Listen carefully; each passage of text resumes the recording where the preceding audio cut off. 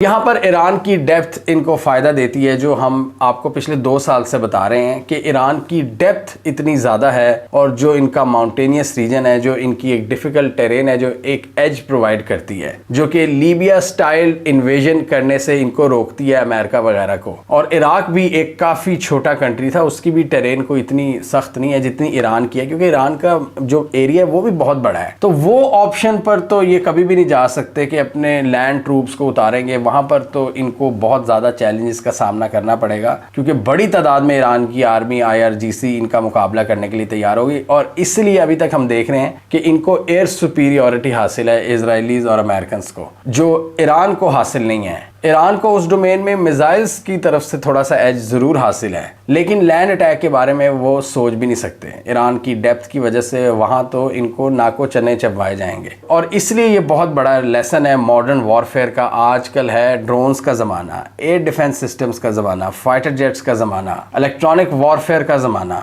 और इस modern warfare में सर्टनली इसराइल और अमेरिका वाले कैंप को एक क्लियर सुपीरियॉरिटी हासिल है ईरान पर। और ईरान शायद मॉडर्न वॉरफेयर टैक्टिक्स पर उस तरह काम नहीं कर सका। अभी भी उनके पास टाइम है, अभी भी वो अपनी इन कैपेबिलिटीज को बेहतर कर सकते हैं। और अमेरिका अगर इस जंग को लंबा लेकर चलना चाहेगा तो इनको एक और थ्रेट ये होगा कि इन समंदरों में जो इनके एसेट्स हैं, जो कैरियर स्ट्राइक ग्रुप्स हैं, जो एयरक्राफ्ट कैरियर्स हैं, वो ईरान के मिसाइल्स का निशाना बन सकते हैं। और जिस तरह का ये बड़ा इवेंट हुआ है ईरान के सुप्रीम लीडर वाला, तो इसमें कोई बईद नहीं है कि उस तरफ से भी कोई बड़ी खबर आए, मतलब ईरान भी कोई बड़ा टारगेट हिट करे इनका। और यही वो खतरात थे जिनके बारे में यूएस के टॉप कमांडर ने ट्रंप को आगाह किया था कि इस हवाले से रिस्क्स बहुत ज्यादा हैं और हमारे मिलिट्री पर्सनल की जानें दांव पर लग सकती हैं। और इस मौके पर ये अमेरिका के अपने इंटरेस्ट में भी नहीं है कि वो एक लॉन्ग टर्म बैटल में इन्वॉल्व हो। जहां तक डोनाल्ड ट्रंप की अप्रोच की बात है तो वो इस पर काफी इत्तफाक करेंगे, यानी वो कहेंगे कि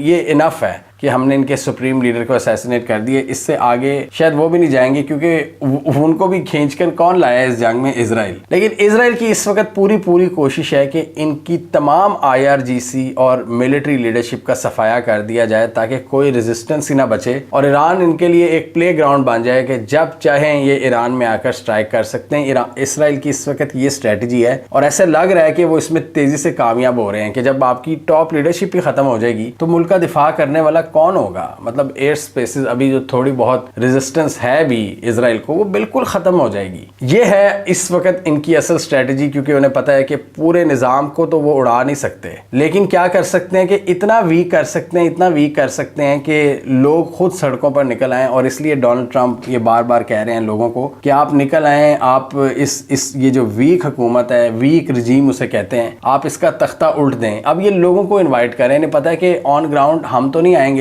लेकिन जब इतना वीक कर देंगे हालात को तो लोग खुद निकल आएंगे, लोग चीजें अपने हाथों में ले लेंगे। और ये एक पॉसिबिलिटी जरूर है। और अगर ये चीज हो जाती है तो ये एक बहुत बड़ी डिफीट होगी रूस और चाइना के लिए, क्योंकि उनका ईस्टर्न एक्सिस फेल हो जाएगा, उसमें एक डेंट आ जाएगा। और उसके बाद ये जो मिडिल पावर्स हैं, चाहे पाकिस्तान हो, सऊदी अरब हो, तुर्की हो, इन सब के लिए भी एक इनडायरेक्ट पैगाम चला जाएगा अमेरिकन की तरफ से कि हमारे साथ डिसएग्रीमेंट करने का ये नतीजा निकलता है। और उनको सबसे बड़ा मसला क्या है? न्यूक्लियर हथियार, कि आपके पास न्यूक्लियर वेपन्स नहीं होने चाहिए। और दूसरा, इजराइल की एक हेजीमनी होनी चाहिए रीजन में, उसको कोई चैलेंज करने वाला ना हो। और पिछले कई सालों में हमने देखा, 20-30 सालों में इजराइल ने जिस तरह सारे थ्रेट्स को अब ख़त्म किया है। और रिसेंटली इनको बहुत बड़ी सक्सेस मिली है 7 अक्टूबर 2023 हमास के हमले के बाद। इन्होंने जो थोड़ी बहुत ताकत बची भी थी, ये सीरिया वगैरह, इनको भी डिसमेंटल कर दिया। ईरान के एक्सिस ऑफ रेजिस्टेंस के टॉप लीडर्स को ख़त्म कर दिया। Hassan Nasrallah, Yahya Sinwar, Ismail Haniyeh,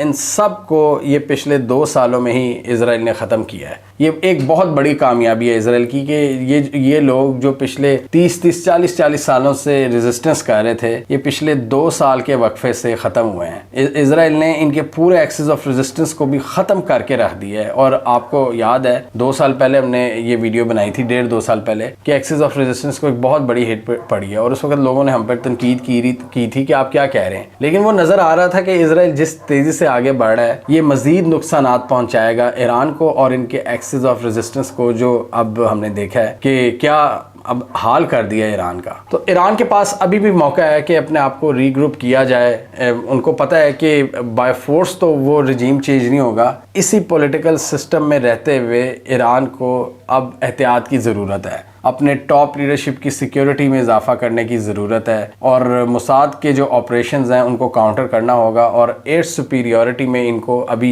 मदद लेनी होगी चाइना और रूस की। चाइना और रूस डायरेक्टली मदद के लिए नहीं आते, स्पेशली चाइना वो आपको आपके साथ डील्स करके आपको पावरफुल करने की कोशिश करता है, आपको मिलिट्री डील्स करके या इकोनॉमिक डील्स करके। वो मैदान में नहीं आएगा, लेकिन आप चाइना से बहुत सी फ़ायदेमंद डील्स कर सकते हैं। आपके पास टाइम ज़रूर कम है, एक जो ब्रैकेट होती है वो आपके पास ज़्यादा नहीं है, तो उसको आपको प्ले करना पड़ेगा स्मार्टफुली। नहीं तो ये अगले कुछ महीनों तक हम देख सकते हैं कि ईरान में रिजीम चेंज ऑपरेशन वाकई सक्सेसफुल हो जाएगा। अभी रिजीम चेंज नहीं हुआ, लेकिन उस तरफ चीज़ें बढ़ सकती हैं जब ईरान अपना दिफा करने के काबिल ही नहीं रहेगा और कोई लीडरशिप ही नहीं रहेगी, तो फिर क्या दिफा। और फिर आएगा यूएस की अपनी मर्जी का सेटअप, जिसको कबूल करना लोगों के लिए बहुत मुश्किल होगा, क्योंकि वहाँ के लोगों की जितनी भी रिजेंटमेंट है अपनी हुकूमत से, वो फॉरेन इंटरवेंशन बर्दाश्त नहीं करते। अभी जिस तरह मिलियंस की तादाद में निकले हैं वो सुप्रीम लीडर की आखिरी रसूमात के लिए, ये इसका मुंह बोलता सबूत है कि ईरानियंस इस वक्त अपने सिस्टम के साथ खड़े हैं। और एक ऐसा सेटअप जिस पर एक पिट्ठू सेटअप होने का टैग होगा,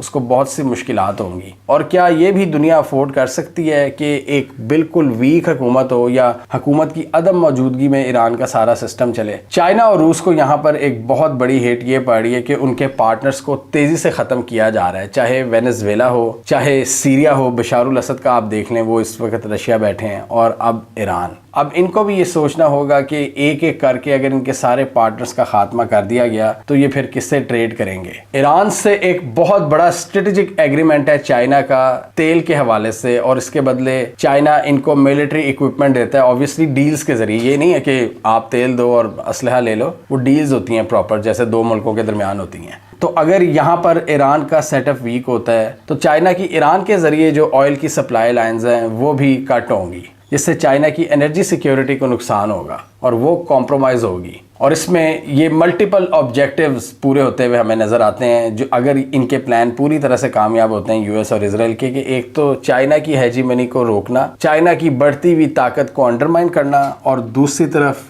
ईरान और वो लोग जो इजराइल के सामने आंखें दिखाते हैं उनको ख़त्म करना, और इजराइल की चौधराहट कायम रखना इस पूरे मिडल ईस्टर्न रीजन में कि उनको चैलेंज करने वाला कोई ना हो। और पहले तो अमेरिका फिर भी कोई लिहाज कर लिया करता था, लेकिन अब हम देख रहे हैं कि टोटल माइट इज़ राइट का कानून है, जिसकी लाठी उसकी भैंस। तो हमें कमेंट सेक्शन में बताइए आपके ख्याल में इजराइल की ये जो मिलिट्री कामयाबियां हैं, क्या ये लॉन्ग टर्म स्ट्रेटेजिक विक्ट्रीज में कन्वर्ट होंगी? क्या ईरान के अंदर रिजीम चेंज यानी पूरे सिस्टम का खात्मा करने में ये कामयाब हो जाएंगे, या ईरान का सिस्टम सरवाइव करेगा और उसमें अभी बहुत डेप्थ बाकी है? आप क्या समझते हैं? कमेंट कीजिए। इसके अलावा हमारा यूट्यूब चैनल सब्सक्राइब कर लें, साथ ही वो बेल आइकॉन भी दबा लें, ताकि वो स्टोरीज दुनिया भर से पाकिस्तान से जिनकी मेन स्ट्रीम मीडिया पर प्रॉपर कवरेज नहीं होती, हमारे प्लेटफॉर्म के थ्रू आप तक टाइम पर पहुंच जाएं।